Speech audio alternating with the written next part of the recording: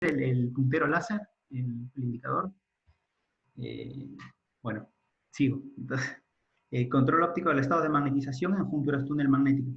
En junturas túnel magnéticas. Este trabajo es un trabajo que fue hecho en colaboración entre Spintec y la Universidad de Radboud University en Nijmegen, en Holanda.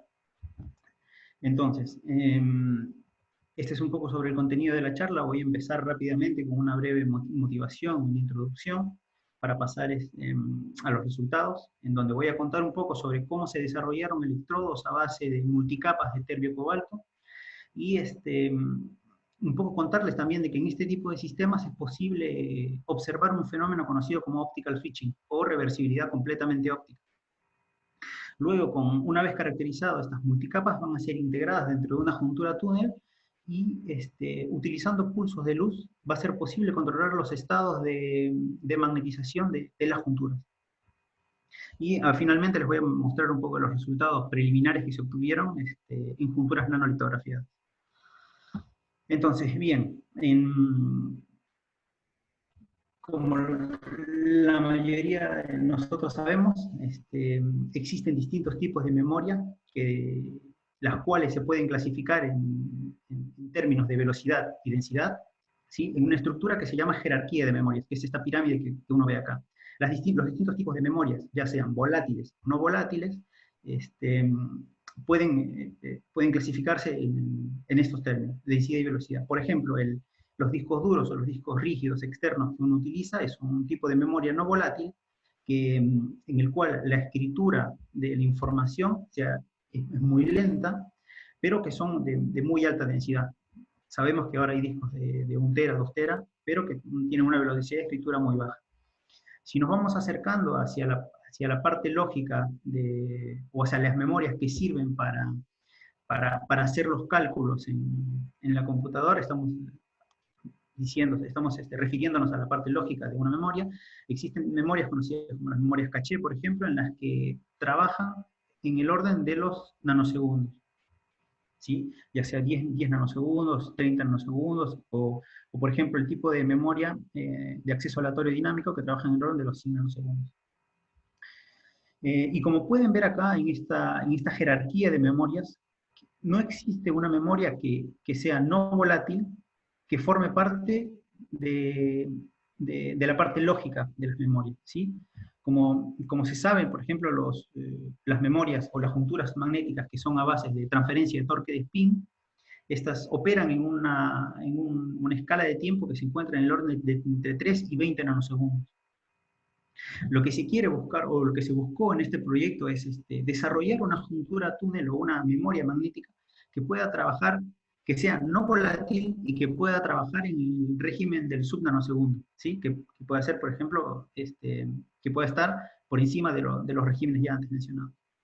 Entonces, para eso se propuso un proyecto SPICE, que agrupa un consorcio de universidades y de institutos para encarar este problema. Entonces, uno de los objetivos principales del proyecto SPICE era desarrollar una memoria que tenga la cual pueda escribirse de forma muy rápida y que tenga un bajo consumo de potencia. Para eso vamos a explotar un fenómeno que ha sido descubierto hace unos 13 años, en el 2007, que se conoce como, en inglés es All Optical Switching, lo que sería inversión de la magnetización completamente óptica, ¿sí? Este fenómeno consiste en que uno tiene una película delgada magnética, y cuando uno le envía un pulso de luz de muy corta duración, estamos hablando del orden de los femtosegundos, es posible crear una zona de dominio magnético y revertirla, ¿sí? Utilizando únicamente un pulso de luz, ¿sí? Acá vemos, por ejemplo, este fenómeno ha sido observado en este material magnético mágico, por así decir, que es el gadolinio hierro cobalto, en donde muchos laboratorios han logrado reproducir este fenómeno utilizando luz linealmente polarizada, luz circularmente polarizada hacia la derecha y hacia la izquierda, y hace falta un único pulso de luz para cambiar los estados de magnetización de up a down o de down a up, en todos los casos. ¿Sí? Este material, que es el gadolinio hierro cobalto, es un material ferrimagnético en el cual los momentos magnéticos de la subred de gadolinio están orientados antiparalelos a la subred de hierro y de cobalto. Para que este efecto de reversibilidad completamente óptica se observe en este material, es necesario que el ferrimagneto, gadolinio hierro cobalto, se encuentre un poquito alejado de la compensación. Eso quiere decir de que los momentos magnéticos del hierro y del cobalto se cancelen con el gadolinio en la compensación. Entonces nosotros tenemos que estar un poquito alejados del estado de compensación magnética. Una forma de explicar este fenómeno, o sea, podemos explicar este fenómeno de reversibilidad de la magnetización debido a la presencia de dos redes que tienen distintas escalas de tiempo de demagnetización. Eso, combinado con el acople de intercambio que existe entre la subred de gadolinio y la subred de hierro cobalto, generan de que después de cada pulso la magnetización se revierta. Esto fue demostrado en el año 2011, en un paper en donde reportan medidas de dicroísmo circular magnético de rayos X en este material gadolinio hierro cobalto. En este experimento es posible evaluar o medir la magnetización en función del tiempo de un elemento específico. En este experimento lo que se hizo fue medir o determinar cómo cambia la magnetización de la subred de gadolinio, cómo cambia la magnetización de la subred de hierro, cuando se le aplica un pulso, que en este caso está representado por esta gaussiana que se encuentra acá en el tiempo cero, en el tiempo cero de la gráfica. Entonces, cuando uno inyecta un pulso, cuando uno hace incidir un pulso de luz del orden de los femtosegundos de duración, el incremento de temperatura hace de que cada subred se demagnetice, ¿sí? Y como en el caso del hierro tiene un tiempo de demagnetización, o el tiempo que requiere para demagnetizar la subred del hierro es mucho más rápida que la que requiere el cobalto, luego de algunos pocos picosegundos, o de un tiempo muy corto, antes del picosegundo, la magnetización de la subred de hierro llega a cero y sigue revirtiéndose debido al acople de intercambio. Entonces, antes del primer picosegundo, como se ve acá, se forma un estado transitorio ferromagnético en el cual ambas subredes están orientadas paralelas. Luego, cuando el sistema empieza a alcanzar de nuevo el equilibrio, el acople de intercambio empieza a dominar el proceso de remagnetización y hace que la subred, que ambas subredes estén orientadas de nuevo antiparalelas, pero en este caso con la dirección de la magnetización cambiada, como se puede ver acá. Es decir, la subred de gadolinio que inicialmente tenía magnetización positiva, termina en una magnetización negativa, y en el caso de la subred de hierro que inicialmente estaba o tenía que apuntaba en la dirección negativa, termina apuntando en la dirección positiva, luego de varios picosegundos. Entonces, este fenómeno fue explotado por un grupo en Estados Unidos en el cual publicaron un artículo en 2017 en donde integraron estas películas de gadolinio y hierro cobalto en una estructura para formar una juntura túnel, una estructura de una juntura túnel, y utilizaron el gadolinio y hierro cobalto como uno de los electrodos de la juntura. Lo que hicieron fue crecer una capa de referencia, que en este caso es una multicapa de cobalto platino, luego crecieron una barrera de MgO y encima una película de gadolinio y hierro cobalto, y con un electrodo superior transparente conductor, que en este caso es el ITO. Lo que hicieron fue medir los estados de resistencia luego de aplicar una serie de pulsos de luz. Lo que se observó fue que era posible cambiar los estados de magnetización, como se puede ver acá en esta curva de resistencia en función del tiempo, luego de que incidía un pulso sobre la capa de gadolinio y hierro cobalto. Podían pasar de los estados paralelo a antiparalelo con cada pulso, como se puede ver acá, lo que permite fabricar una memoria. Lo que se resaltaba en este trabajo era que, o lo que se podía extraer de ese trabajo, era que habían utilizado al gadolinio y hierro cobalto, esta aleación, y lo habían integrado directamente en la estructura de la juntura. Los valores de TMR que se midieron de las junturas eran de 0,6%, ¿sí? una TMR muy baja. Y también mencionan en el artículo que no utilizaron procesos térmicos para incrementar la cristalinidad de la juntura y así, perdón, la cristalinidad de la barrera y así incrementar el valor de la TMR. La duración del pulso que utilizaron para cambiar los estados de magnetización fueron de 0,4 picosegundos, ¿sí? Y lograron fabricar junturas que eran bastante grandes, de 12 micrómetros de diámetro, para lograr estas junturas. Entonces, en el trabajo que se hizo en Spintec, no se utilizó esta capa de gadolinio y hierro cobalto, sino se quiso trabajar con otro sistema, con un sistema multicapa, un sistema que es más compatible con las junturas que se crecen actualmente en la industria. Entonces, lo que se utilizó fue en el trabajo, acá es donde empieza el trabajo que se hizo en el laboratorio, es utilizar un sistema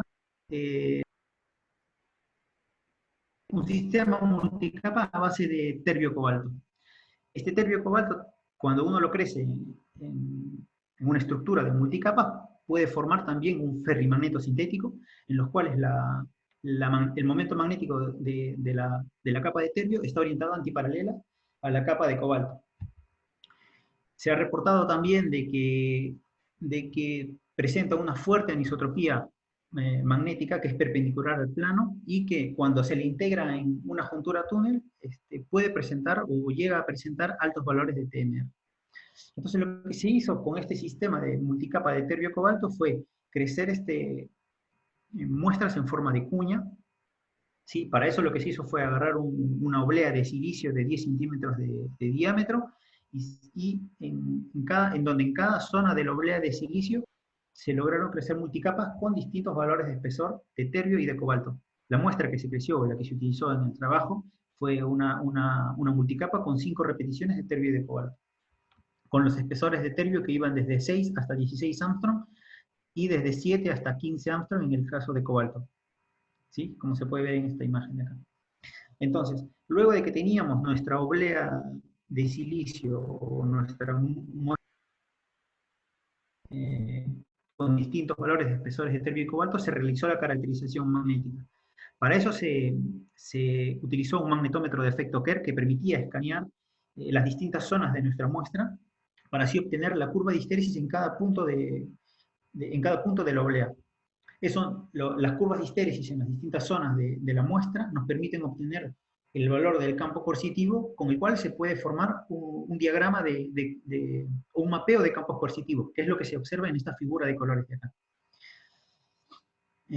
Lo que se observó fue que para ciertos valores de espesores de terbio y cobalto, el valor del campo coercitivo incrementaba muy rápido y saturaba para una relación de espesores de terbio alrededor de 1. Esto era una indicación de que cuando nosotros nos acercábamos, o sea, el incremento del campo coercitivo en una multicapa de terbio y cobalto es una indicación de que estamos acercándonos a la compensación magnética, porque en ese sistema no solo aumenta el coercitivo, sino que también disminuye la magnetización de saturación. Entonces, para asegurarnos de que estaba incrementando bastante el coercitivo, se creció una muestra, en este caso como se ve, con espesor fijo de terbio, y se varió el espesor de cobalto. En donde para este caso se observa que de las curvas de histéresis obtenidas con efecto Hall extraordinario existe una inversión en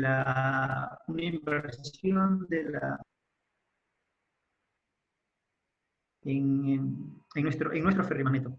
¿Sí? Para el caso de una multicapa con 10 Armstrong de terbio, la compensación ocurre cuando tenemos espesores de cobalto cerca de 9,5 Armstrong.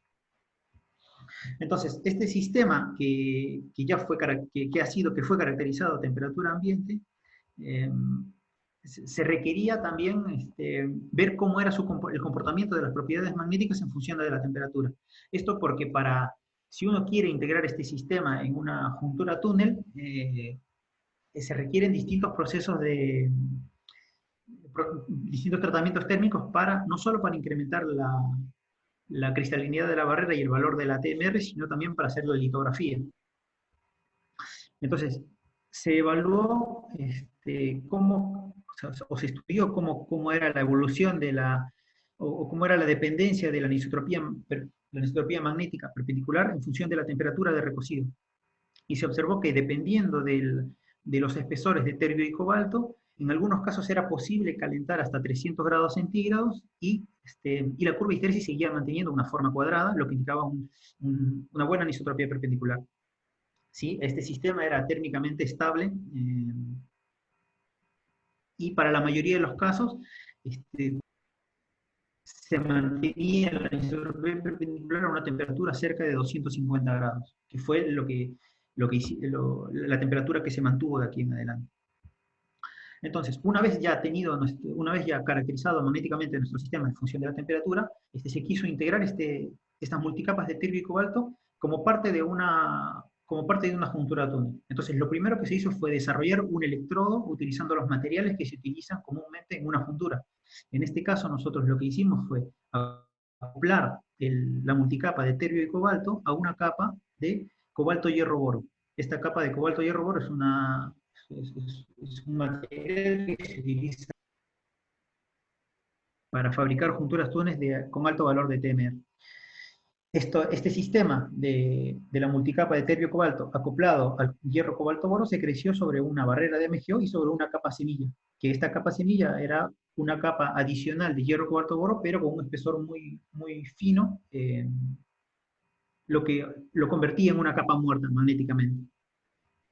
Entonces se caracterizó este sistema y se observó que la curva de histéresis presentaba un único salto en la magnetización, ¿sí? Lo que indicaba que el acople era lo suficientemente fuerte para que cuando rotaba la multicapa de terbio-cobalto, también rotaba en simultáneo la magnetización del cobalto-hierro-oro. Este acople se logró creciendo entre ambos una capa de tantalio de 2 Armstrong, es decir, un dusting de tantalio, y las propiedades magnéticas o la anisotropía perpendicular se mantuvo para temperaturas de recocido de 250 grados. ¿Sí? Lo que fue interesante también era que la presencia de esta capa adicional de cobalto-hierro-boro no modificaba los mapeos de campo coercitivo de las multicapas del sistema en general. ¿Sí? Se mantenía más o menos la compensación, se podía encontrar una compensación para una relación de espesores entre terbio y cobalto cerca a 1, ¿sí? Y se seguía manteniendo esta distribución y la anisotropía magnética, la anisotropía perpendicular, para las muestras también recocidas a 250 grados. Entonces, posteriormente lo que se hizo fue evaluar, ok, ya tenemos crecido nuestro electrodo, ya sabemos que se mantienen las propiedades magnéticas incluso después del recocido, entonces vamos a evaluar qué sucede ahora cuando se empiezan a incidir pulsos de luz de muy corta duración sobre zonas de nuestra muestra que tienen distintos valores de espesores de terbio y cobalto. Entonces, sobre nuestra muestra o sobre nuestro electrodo, que consistía en una capa de hierro cobalto acoplada a nuestra multicapa de una capa de hierro cobalto boro acoplada a una multicapa de terbio cobalto, se incidieron pulsos de luz, un pulso de luz de 5 picosegundos o de 60 femtosegundos de duración. Y utilizando microscopía de efecto Kerr, se observó que se podían crear dominios magnéticos o se podía revertir la magnetización luego de cada pulso. Por ejemplo, en esta imagen de acá, tenemos este círculo rojo, corresponde a las imágenes de microscopía Kerr de un electrodo que tiene 10 Armstrong de espesor de terbio y 13 Armstrong de espesor de cobalto, que corresponde a esta zona, en donde después de cada pulso se podía invertir la dirección de la magnetización, o se podía crear un dominio magnético y regresarlo al estado anterior. Se probaron distintas zonas, entre ellas, por ejemplo, se ve acá también el caso este cuadrado azul que corresponde a la zona de la muestra en donde se tiene un espesor de terbio de 8 Armstrong y un espesor de cobalto de 12 Armstrong, en donde también un único pulso de luz permite revertir la magnetización de nuestro electrodo. Este resultado fue muy bueno en su momento porque fue la primera vez que se demostraba este efecto en un sistema a base de multicapas de terbio cobalto y que se podía ser visto con pulsos de luz independientemente de la polarización, perdón, de la luz. Eso quiere decir que este mismo resultado se podía reproducir independientemente si se utilizaba luz linealmente polarizada, circularmente polarizada hacia la derecha o circularmente polarizada hacia la izquierda. Estas medidas de magnetización que fueron hechas en la Universidad de Radboud, en Holanda, utilizaron estos parámetros de medición. La potencia que pero estos parámetros para el spot de láser. Se utilizó una potencia de 138 nanojoules, lo que calculado con el área del spot, generaba una fluencia o una energía por unidad de área de cerca de los 5 milijoules por centímetro cuadrado. Entonces, se realizó también un estudio detallado, un estudio un poco más sistemático de cómo cambiaban los distintos parámetros, por ejemplo, la fluencia o la duración del pulso en los dominios magnéticos creados en nuestro electrodo. Y para ello lo que se hizo fue variar o fijar una duración del pulso, en este caso. Y lo que se hizo fue empezar a variar la fluencia o energía por unidad de área. Y en este caso se utilizaron tres valores distintos, 3.1, 3.5 y 4.0 en este sistema que se ve. Tenemos nuestra capa semilla, nuestra barrera de MGO, y nuestro electrodo cuya magnetización es ópticamente controlable, que consiste en nuestra capa de hierro cobalto boro de 13 Armstrong acoplada a nuestra multicapa de terbio cobalto. Se observó que para una fluencia de 3.1 milijoule por centímetro cuadrado se observaba una respuesta que no era del todo claro, una respuesta que no era del todo claro en la creación de dominios magnéticos. Sin embargo, si se incrementaba un poco la energía por unidad de área a 3.5, digamos, ya se podía observar de que la creación de los dominios magnéticos y su retorno al estado inicial luego de cada pulso. Cada una de estas imágenes fue tomada luego de un primer pulso. Esta corresponde a la imagen tomada la imagen de microscopía que era tomada luego de un primer pulso, luego su reversibilidad luego del segundo pulso, y así sucesivamente hasta 4 pulsos. Si seguíamos incrementando la potencia por unidad de área, obviamente crecía el spot de láser, ya que este spot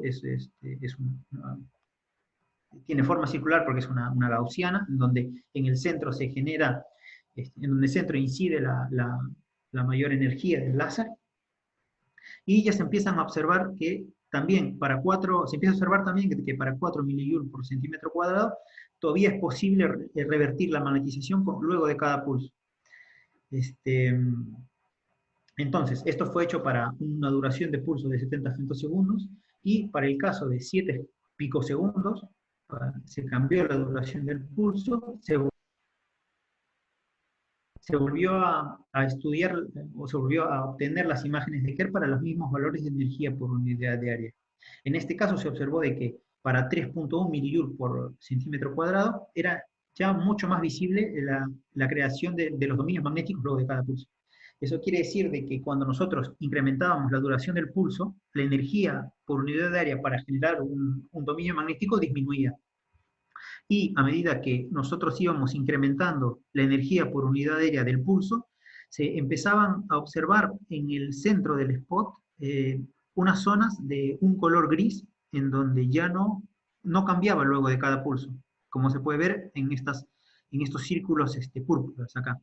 En el caso de 4 milijoules por centímetro cuadrado, eso es más visible en esta zona en donde tenemos el spot completamente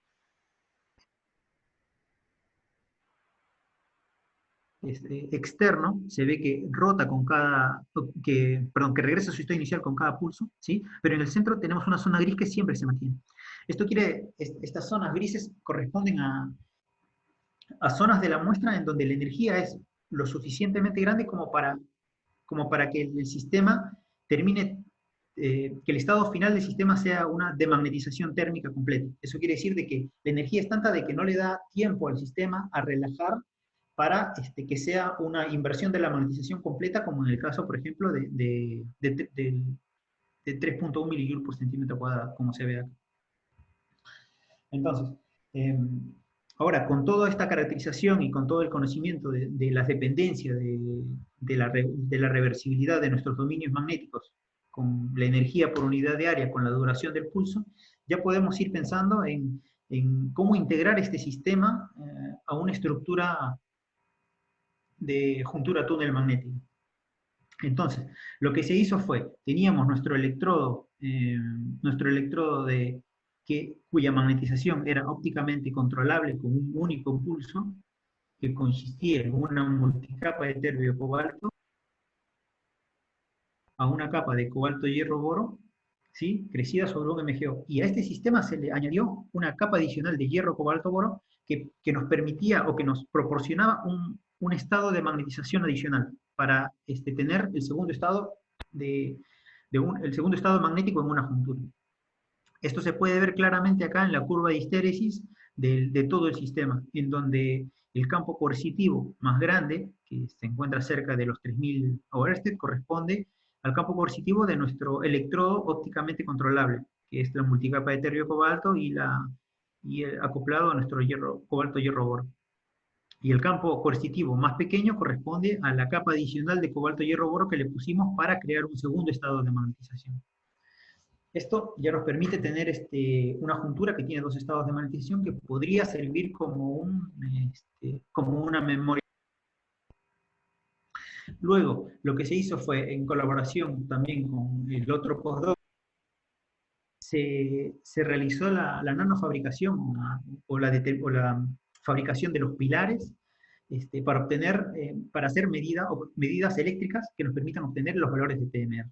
Entonces, en este caso, por ejemplo, para una muestra con 5 repeticiones de terbio y cobalto se lograron obtener altos valores de TMR, cerca del 28%, y para el caso de 15 repeticiones, un mayor número de repeticiones de terbio y cobalto, se lograron obtener valores de TMR cerca del 40%. Y además se lograron obtener junturas túnel cuyos diámetros estaban por debajo del micrón. En este caso, esta distribución corresponde a junturas que tenían diámetros de 50 nanómetros, de 100 nanómetros, de 80 nanómetros y de 200 nanómetros. Y en la mayoría de los casos teníamos una TMR por encima del 15%. Acá, a manera de ejemplo, les muestro cómo es la medida de resistencia en función de campo, en donde nos presenta la inversión de la capa de cobalto hierro boro que se encuentra sola en toda la estructura, para ver cuánto es el valor del cambio de TMR. En este caso es de la muestra de 200 nanómetros que tenía un valor de TMR de 38%. Entonces, un poco para concluir esta parte, lo que se logró hasta esta parte del trabajo fue, logramos desarrollar electrodos de almacenamiento a base de multicapas de terbio cobalto, ¿sí? Acopladas a electrodos de cobalto hierro boro que se utilizan para la fabricación de junturas industriales, y la magnetización de estos electrodos se pudo controlar con un solo pulso. Se puede revertir la magnetización de estos electrodos con un solo pulso con una duración del orden de los femtosegundos e incluso de los picosegundos. Lo más importante de todo esto es que el optical switching, o la reversibilidad completamente óptica de estos sistemas, fue logrado para muestras que fueron recocidas a 250 grados, lo que significa de que luego de los procesos de litografía y los procesos de recocimiento necesarios para implementar la performance de la juntura, todavía se va a mantener el efecto de reversibilidad óptica. Los diámetros de la juntura que se lograron fueron hasta 50 nanómetros, y se lograron altos valores de TMR. En este caso, los valores máximos que se lograron medir fueron de 38%. Entonces, bueno, ahora tenemos nuestra juntura al cual se le ha integrado el electrodo, cuya magnetización se puede revertir con un pulso de luz, que tiene altos valores de TMR, Pero ahora hay que ver qué es lo que sucede cuando uno le envía el pulso a nuestras junturas.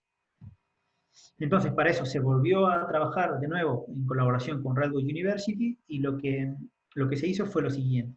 Entonces, acá de nuevo les muestro en la figura 1 el esquema de nuestra juntura túnel y en SpinTech es posible, como ya se les había mencionado, como les había mencionado, fabricar nanojunturas que pueden ser colocadas en chips individuales, como se ve en la figura 2 de acá, ¿sí?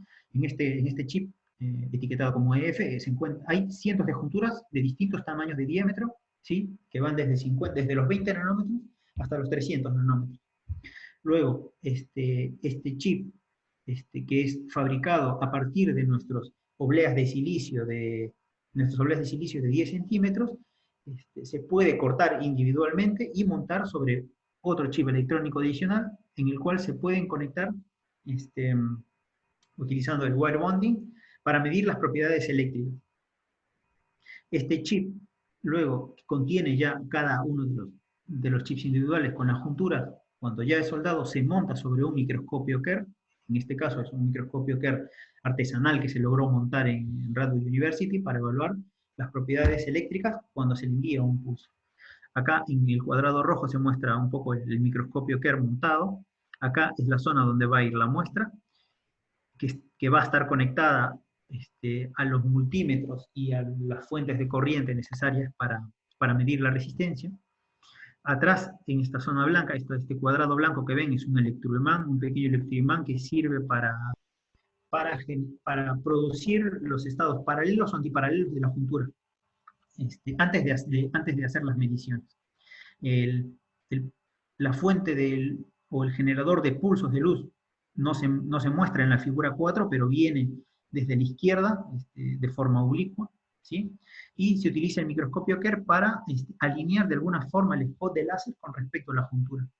El spot del haz que se utilizaba o el tamaño del spot del láser era cerca de los 100 micrómetros y era posible alinear el láser de tal forma de que el pulso incida únicamente sobre el área de la juntura. Entonces, los parámetros que se utilizaron para hacer este experimento de medidas de resistencia luego del envío de cada pulso, se encuentran acá enumerados. Se utilizó una energía por unidad de área de 18 milijoule por centímetro cuadrado. La duración del pulso que se utilizó fue de 2 picosegundos, con una longitud de onda de 800 nanómetros. La juntura montada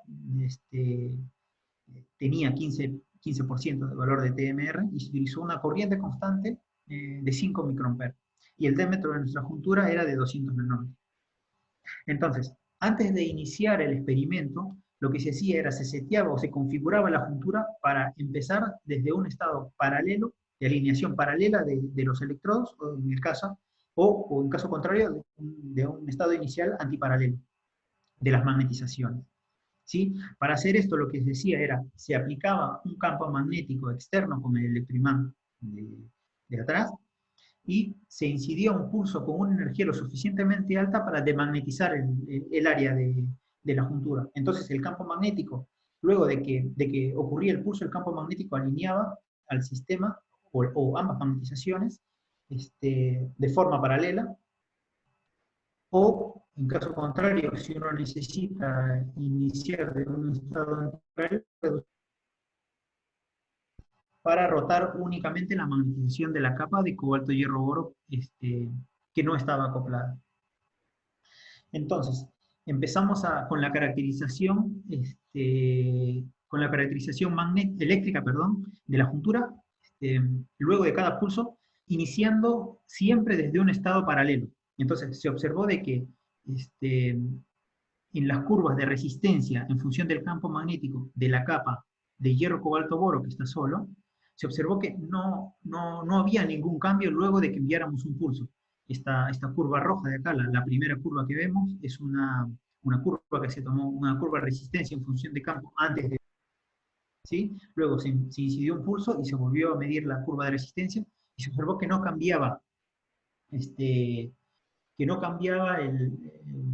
no había ninguna modificación en nuestras curvas de resistencia. Sin embargo, para el caso de que para el caso de configurar nuestra juntura magnética en un estado antiparalelo, antes de los pulsos, se observaba de que la curva de resistencia en función de campo cambiaba a su simetría luego de cada pulso. Por ejemplo, acá, en la curva de resistencia en función de campo, antes del pulso estaba orientada hacia la izquierda, estaba orientada hacia la izquierda, como se ve acá. Luego del primer pulso se medía la curva de nuevo de resistencia y se observaba que ocurría una inversión del... ¿Sí? Esto sucedía luego de que nosotros hacíamos incidir cada pulso. ¿Sí? Un pulso cambiaba la simetría de nuestra curva de resistencia en función de campo. ¿Sí? Los valores de resistencia en función de campo se pueden ver acá en función del número de pulso, en donde cambió luego de cada pulso, salvo para el pulso número 3, no se le dio la gana de cambiar y se quedó en el mismo estado, un momento de rebeldía de la juntura, pero bueno, se logró revertir la capa ópticamente, nuestro electrodo óptico con cada uno de los pulsos.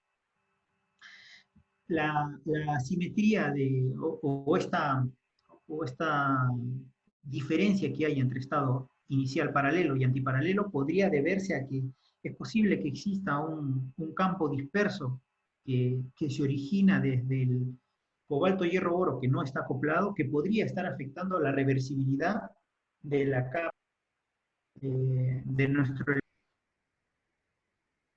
electrodo magnético ópticamente controlable. Y podría estar dando lugar a estos dos casos. En un caso se revierte la simetría de la resistencia en función de campo y en el otro no.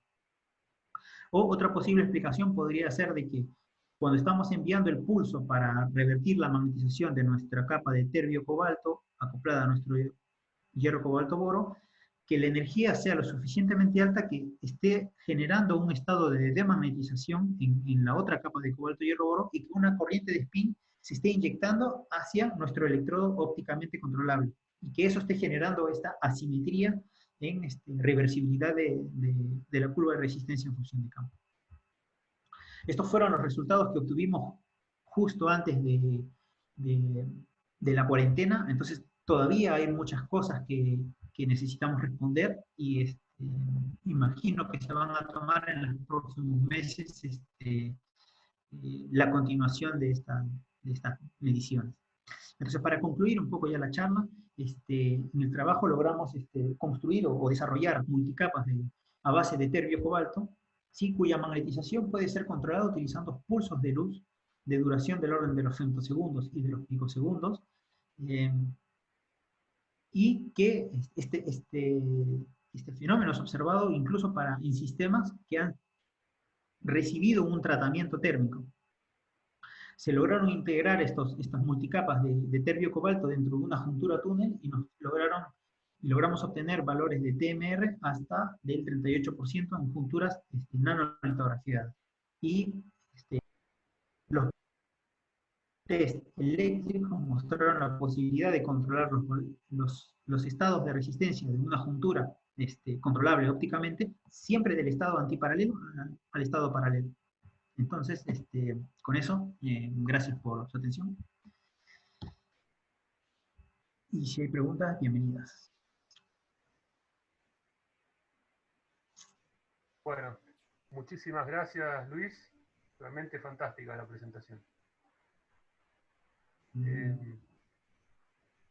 Ahí estoy abriendo el chat para ver las preguntas. Sí, yo sugiero que podemos hacerlas vía chat o eventualmente entre todos ordenadamente ir haciendo las preguntas. Como prefieran. Como prefieran. Yo voy a empezar con una pregunta entonces. Sí.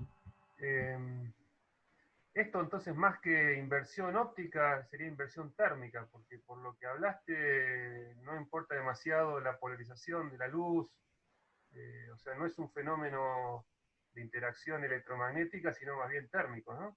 Sí, sin embargo, en este caso particular, en el caso del terbio cobalto, sí es térmico, porque existe otro fenómeno que no es independiente de la helicidad, es dependiente de la helicidad. O sea, solo vas a rotar la magnetización de up a down si le envías luz circularmente polarizada hacia la derecha, digamos. Entonces, no siempre se da de que sea cual sea la, la helicidad del pulso de luz que envías, va a hacer esta transición de más a menos o de menos a más, sino que en algunos casos va a depender del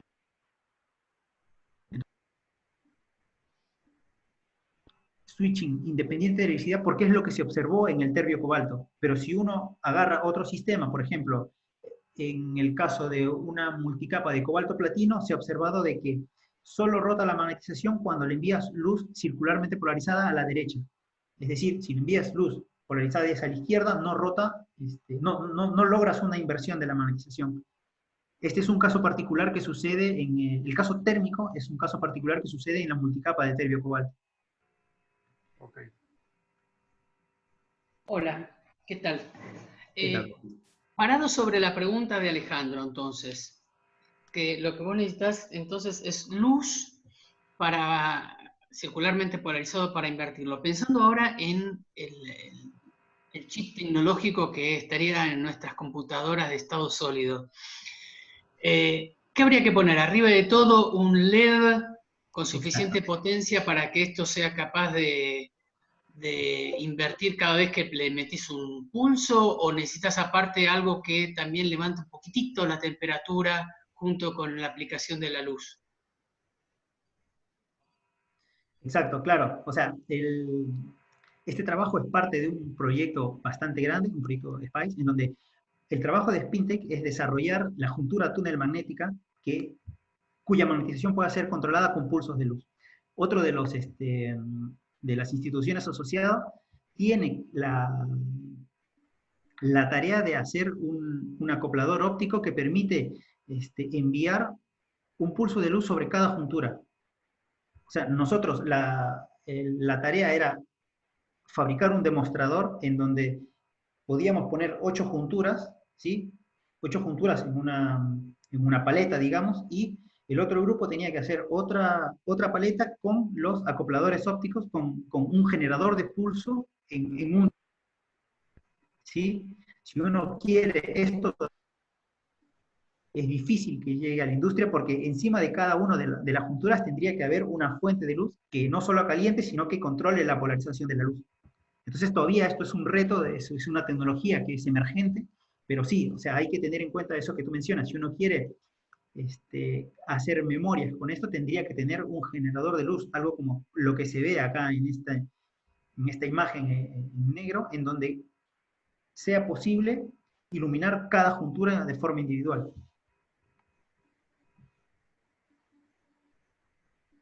Gracias, Luis. Hola, hola, hola. ¿Puedo preguntar? Sí, sí, sí. Luis, algunas preguntas. Muy buena la charla, che. Una alegría haberte escuchado. Está súper interesante lo que estás haciendo. Y tengo algunas consultas por ahí que tiene que ver con lo que fue preguntando Alejandro y Roberto al principio, pero como ya hablaste de eso, la vamos a dejar y voy a ir a otra que tiene que ver con, en la transparencia, creo que siguiente, mostrabas los resultados de dicroísmo de rayos X. Sí. Cuando llegas a tiempos, o sea, ves que ahí cuando cambia la magnetización, la señal de rayos X es diferente. ¿Vuelve finalmente a tiempos muy largos a quedar realmente invertida con la misma amplitud? ¿O es como que no se termine de dar vuelta? Ok. No, llega a la amplitud, pero creo que requiere milisegundos, si no me equivoco. Ok. No tengo... Ok. Bueno, y la otra cosa tiene que ver con algún gráfico que pusiste en la transparencia siguiente, si no me equivoco, tenía anotada acá como la 5, ahí el hecho de que el campo coercitivo diverja está asociado a que la temperatura de compensación es igual a la temperatura ambiente, a la que estás midiendo, justamente para ese 9 y pico, casi 10, sí. Armstrong de cobalto. Entonces, y en la muestra del puntito rojo o en la del puntito azul, en una estás por arriba de la temperatura de compensación y por la otra por abajo. La pregunta es, en estos materiales ferrimagnéticos, además hay una temperatura de compensación angular, que es claramente distinta a la de compensación magnética porque los factores giromagnéticos son distintos. Entonces, en ambos casos, en todas tus mediciones, la temperatura de compensación angular está siempre por arriba, o sea, vos no estás cruzando nunca ¿no? La temperatura de compensación angular. Eso a mí no me queda claro muy bien todavía cómo influye las temperaturas de compensación en el fenómeno que estamos midiendo nosotros. Porque, por ejemplo, cuando nosotros... Porque no tiene ningún rol. ¿Cómo? Digo, por ahí no juega ningún rol, tiene que ver con cosas de la dinámica, de, por ejemplo, si, no sé, las paredes de dominio se están moviendo para generar ese dominio, si una vez que ese núcleo creció, la velocidad a la que se mueven tiene que ver con esa temperatura de compensación angular. Sí. Pero en estas mediciones yo no me doy cuenta. En este caso, por ejemplo, ¿se logra ver el mouse acá? Sí. En esta zona estamos por encima de la temperatura de ambiente. O sea, nuestra compensación magnética, a ver, Sí. En la zona que son rico en cobalto, la temperatura de compensación está por encima de la temperatura de ambiente, si no me equivoco. Sí. Y que es la zona donde nosotros observamos el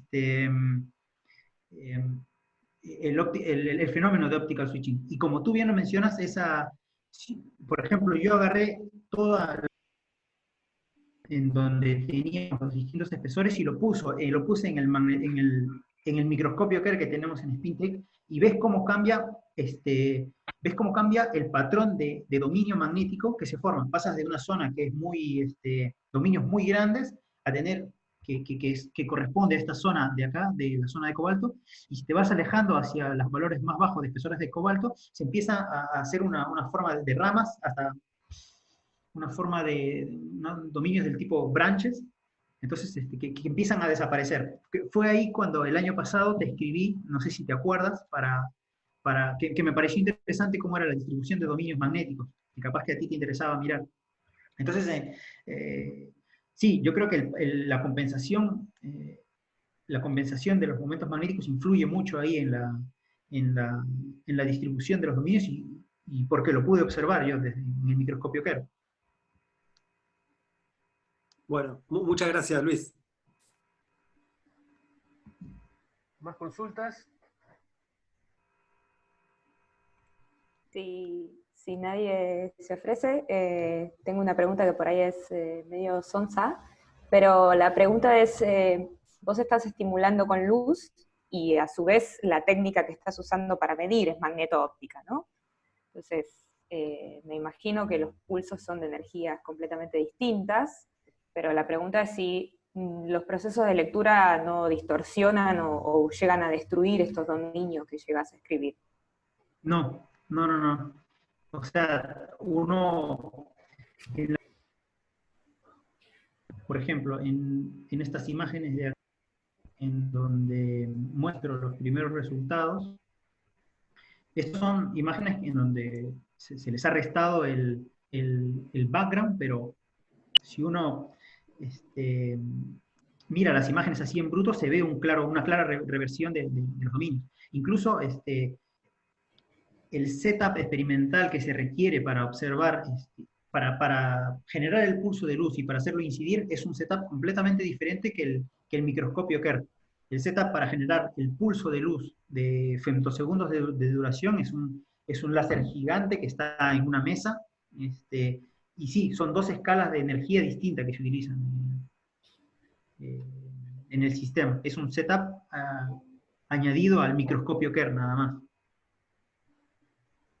Y después por ahí una preguntita que es un detalle, porque en realidad un poco la respondiste mientras surgía.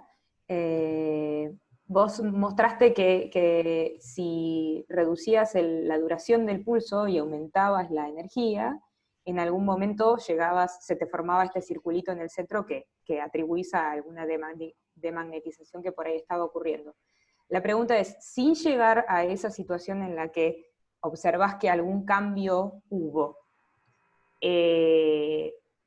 ¿la energía que vos estás entregando condiciona la ocurrencia de conmutaciones posteriores? Es decir, vos mostraste, no sé, una serie de repeticiones, pero ¿se puede sostener esto miles de veces? Sí. Hay materiales, esto se ha observado también en el cobalto gadolinio, bicapas de cobalto gadolinio, en donde puedes hacer 1000 veces esta reversibilidad óptica. O sea, miles de veces. es bastante robusto el fenómeno. Una vez que se encuentra el material adecuado, con las composiciones adecuadas, con las energías, con la duración del pulso adecuado, se puede repetir hasta miles de veces el pulso. Esta reversibilidad determinística de la magnetización. Claro, la pregunta venía por ahí un poco vinculada a lo que decía Alejandro, de que si en este caso el terbio por ahí tenía alguna componente térmica, por ahí eso, no sé, si cabe decir algo así como que sensibiliza la parte que vos puedas haber conmutado y por lo tanto la afecte en posteriores conmutaciones. Pero bueno, y entiendo que escapa por ahí. Sí, no sé qué tanto puede afectar la temperatura en ese caso, pero sí sé que es un fenómeno bastante robusto que se puede repetir miles de veces. Sí. Muchas gracias. Perdón, ¿se puede estimar a qué temperatura llega la zona que uno irradia? Acá estás por, no sé cuánto, pero estás muy por encima de la temperatura de Curie. O sea, y es raro que no haya fenómenos de difusión y cosas por el estilo, ¿no? Con tanta temperatura. Los mecanismos propuestos para explicar esto es que el pulso de luz lo que hace es excita el sistema de electrones, y esta energía del sistema de electrones luego se empieza a disipar a los fonones y a la red, perdón, a los fonones, y el rol del pulso es más que todo sacar del equilibrio de forma muy brusca el sistema, que es lo que hace, o lo que dispara la reversibilidad, la que es puramente térmica, nada más. Eso es la forma como lo he entendido yo y la que me parece que es la que explica esto, este fenómeno puramente térmico, en este caso. Luis, la resistencia a túnel que se mide de hierro, cobalto, boro, esa tiene que ver con la resistencia justamente túnel, ¿no? Entre la capa de óxido de magnesio y el otro hierro, cobalto. Claro, o sea, el valor de la TMR está dado por esta estructura de acá, el hierro, cobalto, boro, MgO y hierro, cobalto, boro. O sea, es bastante, es bastante conocido y este sistema, y el valor de la TMR va a depender de lo que uno le ponga arriba o abajo de cada uno de estos electrodos.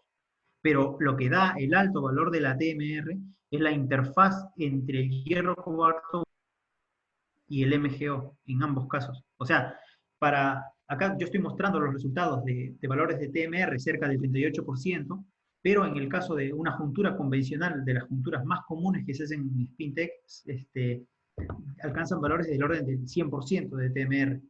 Eso porque ya tienen todo bastante sistematizado y tienen bastante estudiado este sistema. Y que el alto valor de la TMR viene de la cristalización del MgO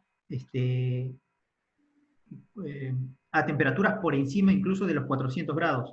Eso fue un limitante para nosotros, porque por encima de los 300 grados, a nosotros la magnetización o la anisotropía perpendicular se iba al plano, pero requeríamos más temperatura para aumentar la cristalinidad de la barrera y el valor de la TMR.